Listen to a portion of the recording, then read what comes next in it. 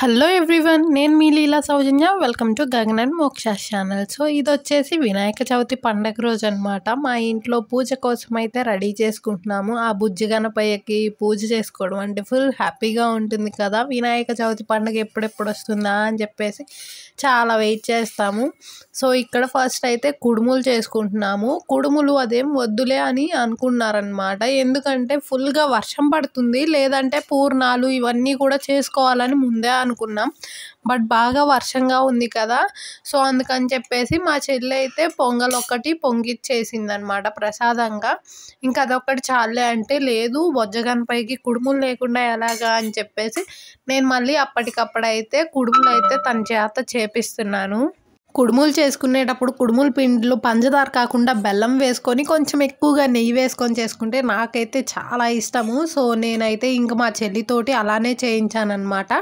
ఇంకా ఉండ్రాళ్ళు కూడా చేయాలి కదా, అదే పిండితోటి ఉండ్రాళ్ళు కూడా చేసేసి ఇడ్లీ పాత్రలో అయితే ఆవిరికైతే పెట్టేసాం. ఈ ఉడికేలోగా ఇంక మా చెల్లి చేత గడపలకి పసుపది రాపిచ్చి పూజ అయితే చేపిస్తున్నాను.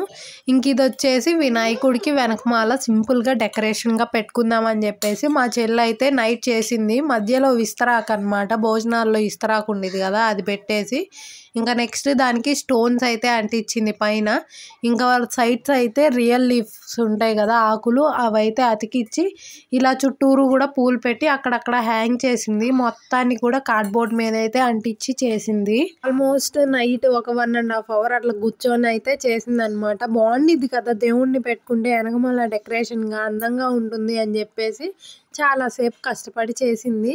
ఇంకా వినాయకుడిని అయితే మట్టి విగ్రహాన్ని అయితే తాతయ్య వాళ్ళు తీసుకొని వచ్చారు. ఇక కింద పీట వేసుకొని పైన క్లాత్ వేసి ఒక బేసిన్ పెట్టుకొని బేసిన్కి పసుపు కుంకుమ రాసుకొని దాంట్లో అయితే వినాయకుడిని పెడుతున్నా. బేసిన్ ఎందుకు పెట్టాను అంటే పత్రిక ఉంటుంది కదా, అదంతా కూడా కింద పడకుండా దేవుడి దగ్గర బేసిన్లోనే ఉంటుంది అని చెప్పేసి అలా అయితే పెట్టాం.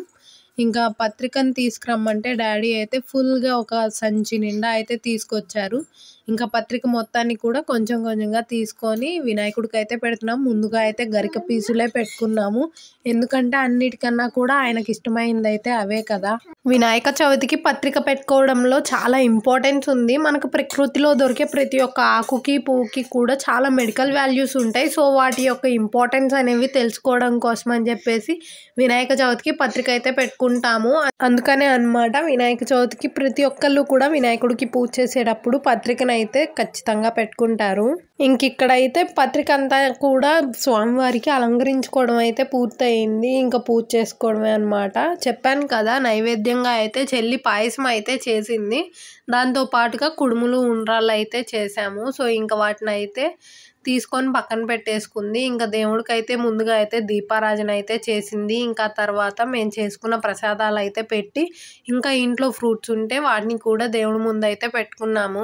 ఆ రోజు బాగా వర్షం పడుతూ ఉందన్నమాట, అసలు గ్యాపే ఇవ్వలేదు. లేదంటే పూర్ణాలు వండుకొని గారెలు అవి కూడా చేసుకోవాలి అని అనుకున్నాం. బట్ ఆ వర్షానికి పిల్లలతోటి చాలా ఇబ్బంది అయిపోయింది. ఇంకా అందుకని చెప్పేసి దేవుడికి ఇష్టమైన ఉండ్రాళ్ళు అవి అయితే చేసి పెట్టుకున్నాము.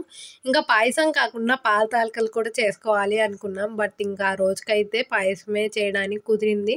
ఇంకా నెక్స్ట్ అయితే వినాయక చవితి రోజు మా చిన్నప్పటి నుంచి కూడా దేవుడి ముందు బుక్స్ అయితే పెట్టే అలవాటు ఉంది. సో ఆ విఘ్నేశ్వరుడు ముందు బుక్స్ పెడితే చదువు బాగా వస్తుంది అంటారు కదా. అమ్మ అయితే చిన్నప్పటి నుంచి కూడా మా బుక్స్ అయితే దేవుడి ముందు పెట్టి పసుపు కుంకుమతోటి బొట్టు అయితే పెట్టేదన్నమాట. పసుపుతోటి శ్రీ అని రాసి కుంకుమ బొట్టు పెట్టేది. సో ఇప్పుడు మా ఇంట్లో చదువుకునే వాళ్ళు అయితే మా గగన్ చదువుకుంటుంది కాబట్టి తన బుక్స్ పెట్టాం. ఇంకా మా తమ్ముడు చదువుకుంటున్నాడు కాబట్టి తన కాలేజ్ బుక్స్ కూడా తీసుకొచ్చి పెట్టాడు. సో బుక్స్ అన్నిటికీ కూడా పసుపది ఓం రాసి కుంకుమ పెట్టింది. ఇంకా మేమైతే అన్ని సబ్జెక్ట్ బుక్స్ ఒక్కొక్కటి అయితే తీసుకొచ్చి పెట్టేవాళ్ళమి. అన్ని సబ్జెక్ట్స్కి రాయమ్మా అని చెప్పేసి, ఒక్క బుక్కి రాస్తే సరిపోయేది అని చెప్పేది. కానీ మా మమ్మీ లేదు అన్ని సబ్జెక్ట్స్కి రాయి, అన్ని సబ్జెక్ట్స్ బాగా రావాలి కదా అని చెప్పేసి బుక్స్ అన్నీ పెట్టించి అమ్మ చేత పసుపది రాపిచ్చే వాళ్ళం బుక్స్లో. ఇక్కడ మా పూజ అయితే చాలా సింపుల్గా అయితే కంప్లీట్ అయింది. చెల్లి అయితే హారతి కూడా ఇచ్చేసింది. సో వినాయకుడు చూడండి ఎంత కళగా అయితే ఉందో పూజ. నిజంగానే బ్యాక్గ్రౌండ్ చాలా బాగుంది కదా. ఇంకా చుట్టూరు పత్రిక పువ్వులు ఇంకా ప్రసాదాలు ఇలాగా మా పూజను అయితే చాలా సింపుల్గా అయితే కంప్లీట్ చేసుకున్నాము.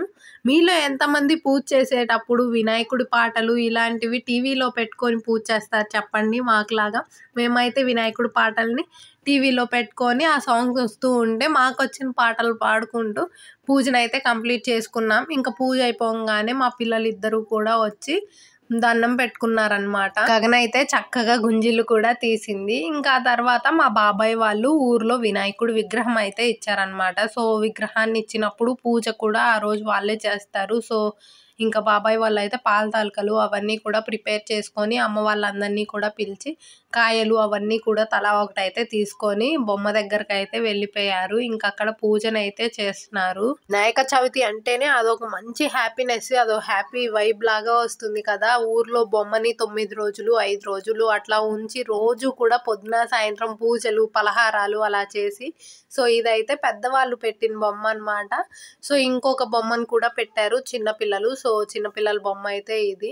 సో 2 బొమ్మల దగ్గరికి కూడా ప్రతిరోజు కూడా ఉదయం సాయంత్రం వెళ్ళి దండం పెట్టుకొని ప్రసాదం తీసుకొని రావడం, ఇలాగా విలేజెస్ లో అయితే చాలా సరదాగా అయితే గడుస్తుంది. ఇంకా మా ఇంట్లో ఉన్న బుజ్జి గణపయ్య బొమ్మను అయితే నెక్స్ట్ డే తీసుకెళ్లి ఆ పెద్ద బొమ్మలు ఉంటాయి కదా, సో పెద్ద గణపయ్య బొమ్మ దగ్గర అయితే దీన్ని కూడా పెట్టేసి పత్రికను కూడా అక్కడే పెట్టేసి అయితే వచ్చాం. సో మా వినాయక చవితి అయితే ఇలా సింపుల్ గా అయితే సెలబ్రేట్ చేసుకున్నాం. Thanks for watching. Please subscribe.